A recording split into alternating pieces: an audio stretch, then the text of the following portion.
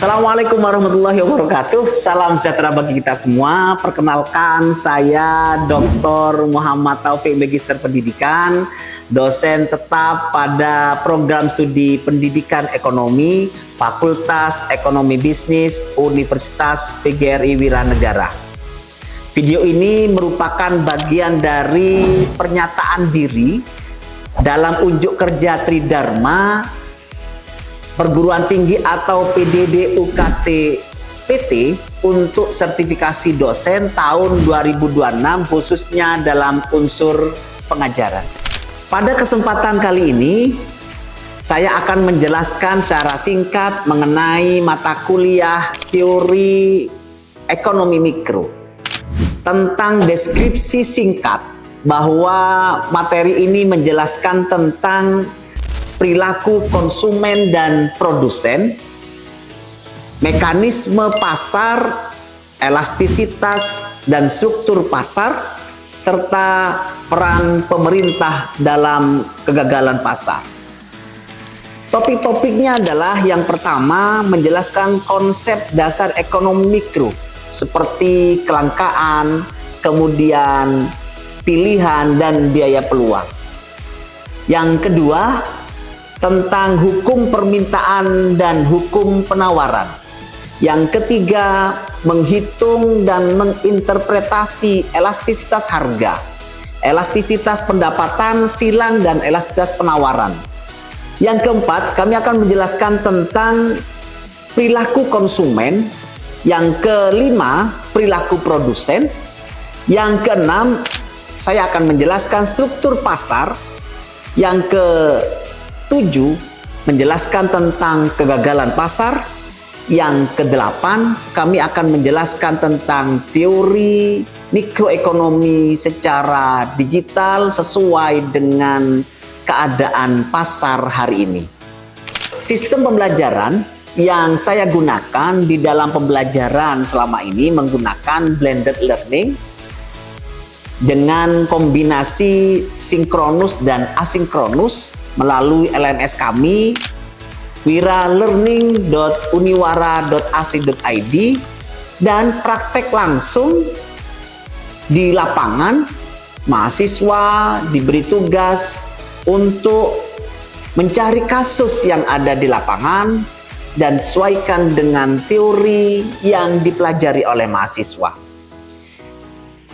Kriteria penilaian dalam mata kuliah ini diantaranya adalah 30% UAS, ujian akhir semester, 30% ujian tengah semester, 30% tugas, dan 10% kuis. Selanjutnya,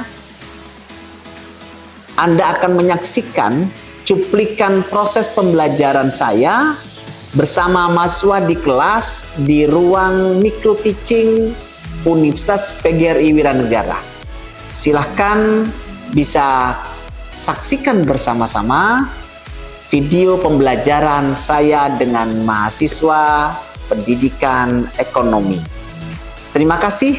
Assalamualaikum warahmatullahi wabarakatuh. Warahmatullahi wabarakatuh. Waalaikumsalam warahmatullahi wabarakatuh. Selamat siang semuanya. Siang. Bagaimana kabarnya?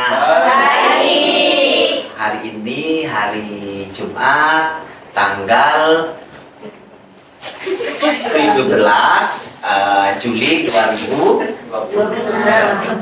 Alhamdulillah hari ini Pak Taufik ingin menjelaskan tentang perilaku konsumen. Ini adalah pertemuan yang ke-10. Kemarin masih ingat materi sebelumnya tentang teori produksi. Sudah paham ya? Sudah dibaca ya? Sudah. Kita hari ini akan mempelajari tentang perilaku konsumen. Anak-anakku semua, perilaku konsumen itu adalah, itu kalau didefinisikan, itu sebenarnya begini. Teori perilaku konsumen. Berarti ada 3 nih. Yang pertama adalah teori yang kedua adalah perilaku, yang ketiga adalah konsumen. Berbicara teori perilaku konsumen, teori itu adalah landasan kita berpijak. Makanya ketika melakukan sesuatu itu harus berlandaskan teori. Kemudian perilaku itu adalah tingkah laku seseorang. Konsumen adalah individu seseorang untuk melakukan sesuatu. Jadi ketika berbicara teori perilaku konsumen, itu akan berbicara penggambaran bagaimana konsumen mengalokasikan pendapatan di antara berbagai barang dan jasa yang tersedia untuk maksimumkan kesejahteraan menurut Pindi. Tapi berbeda dengan menurut Sadono Sukirno. Di teori Sadono itu ada dua hal besar di dalam memaknai tentang perilaku konsumen. Di antaranya adalah kenapa konsumen membeli lebih banyak produk pada harga yang lebih rendah, dan sebaliknya. Konsumen itu, kita itu sering membeli itu pada harga yang lebih rendah. Karena kita paham tentang teori permintaan dan penawaran. Ketika harga naik, kemarin gimana? Ketika harga barang itu naik, maka jumlah permintaan terhadap barang akan turun. Ketika harga barang itu turun, maka jumlah permintaan terhadap barang akan naik. Ini adalah sifat kita sebagai konsumen. Sehingga menurut Sukirno, konsumen itu akan membeli lebih banyak produk pada harga yang lebih rendah. Makanya kita akan berbicara perilaku konsumen, akan berbicara nanti bab berikutnya perilaku produsen. Perilaku konsumen itu berarti kita sebagai konsumen, sebagai produsen harus tahu bagaimana tingkah laku konsumen, bagaimana tingkah laku produsen. Karena konsumen itu akan seperti ini. Jadi dia akan membeli lebih banyak produk pada harga yang lebih rendah. Kita sebagai produsen harus tahu. Yang kedua, bagaimana seorang konsumen menentukan jumlah barang yang dibeli berdasarkan pendapatan. Makanya usaha itu mau usaha yang untuk orang yang pendapatannya rendah atau usaha yang pendapatannya tinggi. Sehingga teman-teman semua, konsep ini kita sebagai produsen, kita menetapkan sebagai produsen, maka harus tahu ini tingkah laku konsumen. Sehingga teman-teman semua, kita akan berbicara tentang teori konsumen dari sisi teman-teman semua, dua teori pendekatan. Pendekatan yang pertama, kita akan membahas tentang pendekatan secara kardinal, utilitas kardinal. Dan yang kedua, kita akan membahas pendekatan utilitas secara ordinal. Teman-teman, ketika berbicara perilaku konsumen,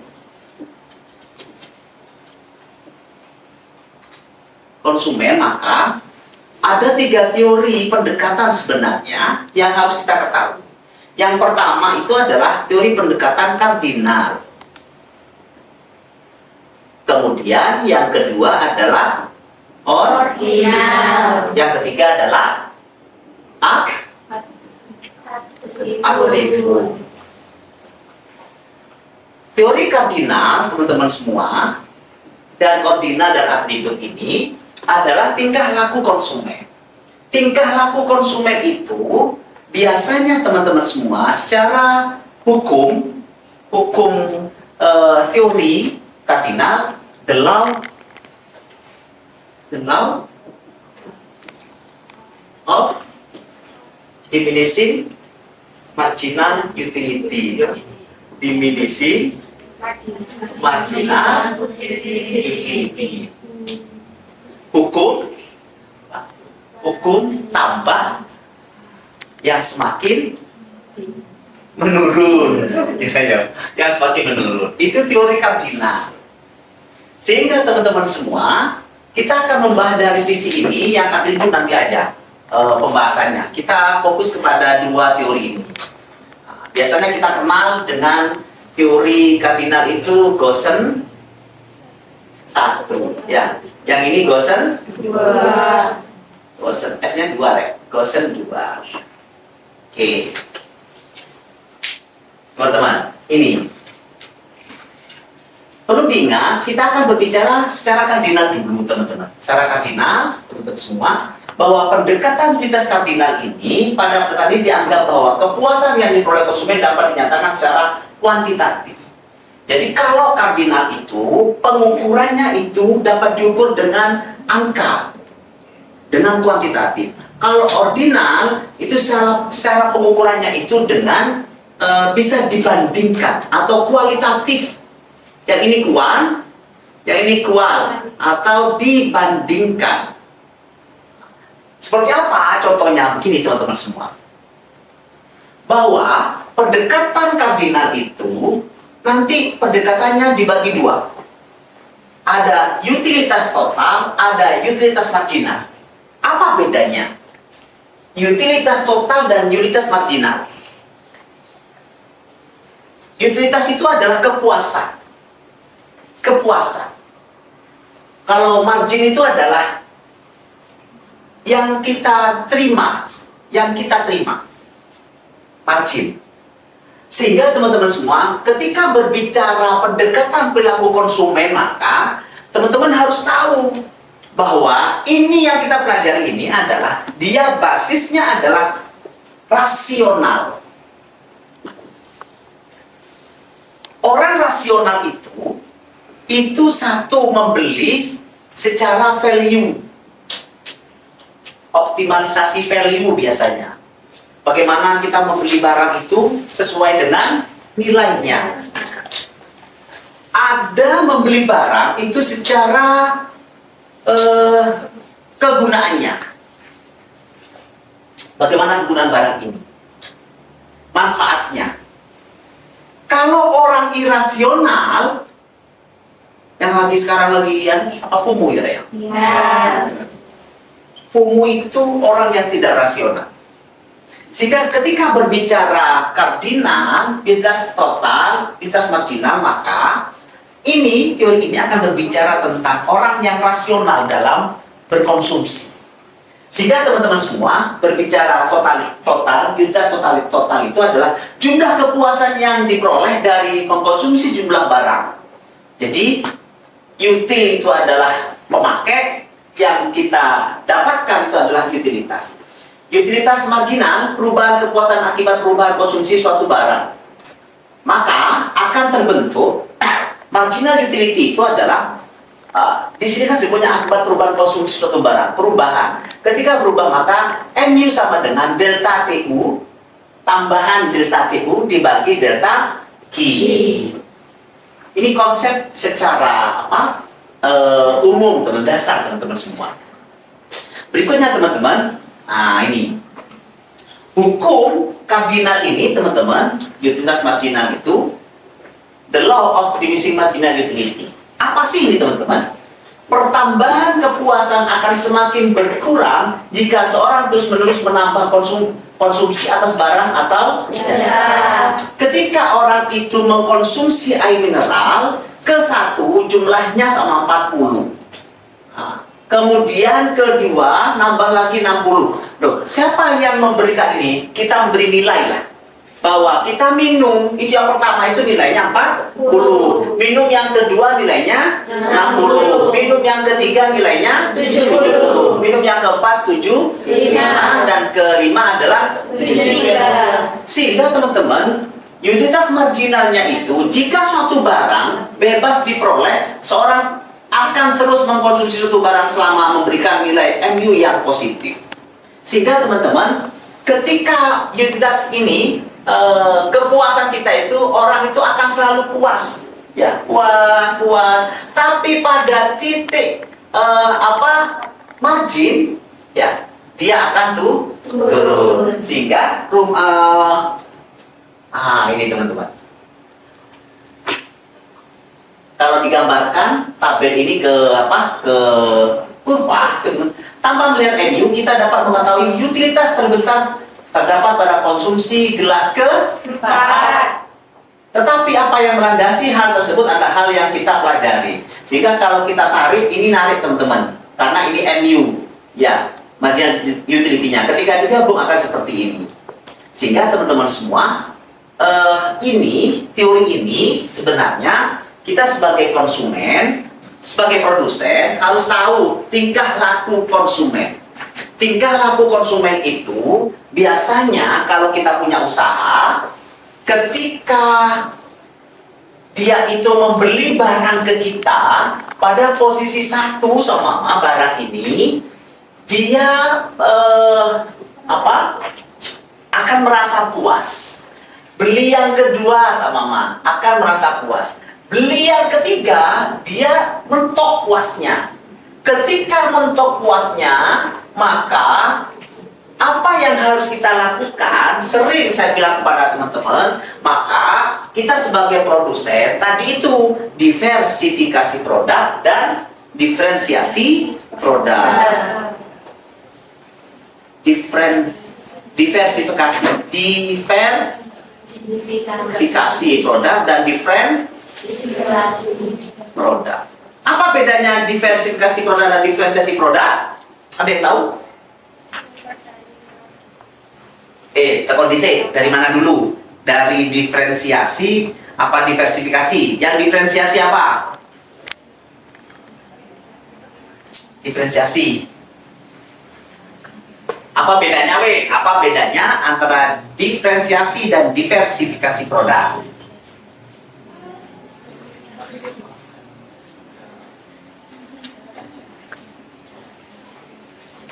Kalau diversifikasi itu, ayo, ada yang bisa mencontohkan? Sekarang, gimana? Silakan, Pak Rimus. Atau yang lain, diversifikasi dan diferensiasi. Kalau diferensiasi itu masih dirancang. Diversifikasi kan sudah jadi. Ada yang lain? Diferensiasi itu adalah contoh, teman-teman punya usaha mie goreng, mie bungkus, mie Indomie sama mama ya, saya bukan merek Indomie.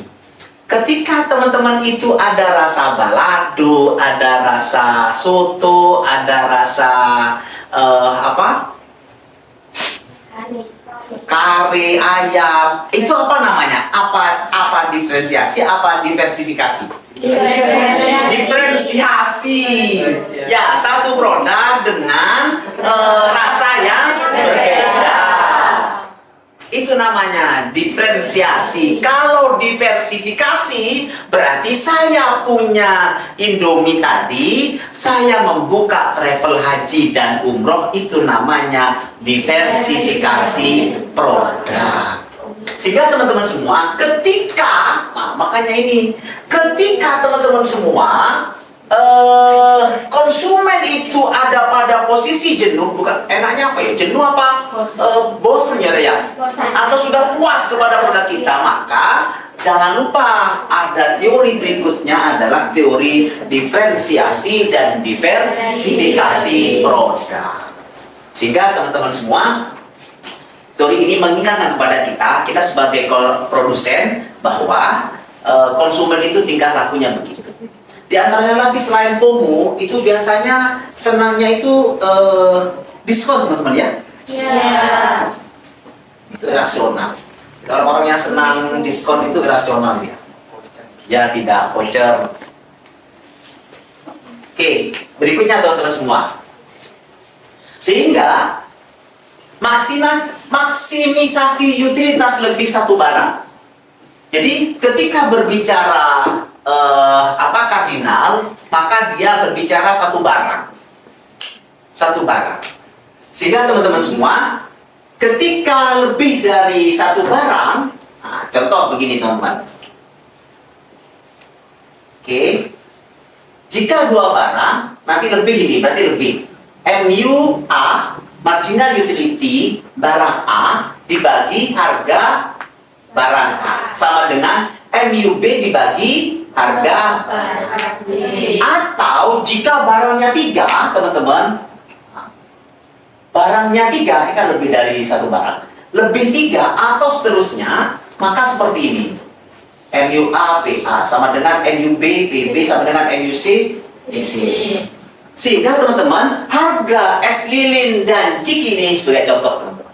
Harga es lilin dan ciki adalah 500. Berapakah jumlah es lilin dan ciki yang harus dibeli agar mendapatkan utilitas maksimum? Maka pada posisi ini kita hitung semua harganya berapa, semua hitung semua di es lilin dan ciki. Ternyata ini pada utilitas maksimum ada pada 4. Kenapa ada pada 4? Ini yang mendekati ya. Yang ini 760, MU-nya adalah 130. Yang ini 980, MU-nya adalah 130. Sehingga harganya ada di sini 0,26, 0,26. Sehingga ini adalah letaknya utilitas maksimum. Sehingga teman-teman semua, ketika berbicara kardinal, maka utilitas maksimum itu ada, teman-teman. Dan berikutnya kita akan membahas tentang teori ordinal, teman-teman. Jadi ordinal itu adalah 2 barang, ya. Nanti yang akan lebih dari 2 barang. Kemudian kita akan berbicara atribut, teman-teman. Atribut itu adalah perilaku konsumen juga. Ngerti nggak atribut? Pernah baca? Pernah ini? Nggak pernah? Nggak pernah? Atribut? Nggak pernah? Kalau di bukunya Sadono nggak ada. Yang ada itu di Pindik itu ada. Itu teman-teman semua. Yang sekarang lagi rame nih, teman-teman. Kalau ke gunung itu ngopi di sana, membeli kopi apa membeli view? View. Kopinya meskipun nggak enak. Ya. Nah, itu namanya atribut. Berarti perilaku konsumen itu ada seperti itu. Ada yang teman-teman sini yang lagi menjadi ciri khasnya Kota Pasuruan adalah rawon sakinah. Rawon sakinah kesana itu membeli view, membeli tempat, apa membeli rasa?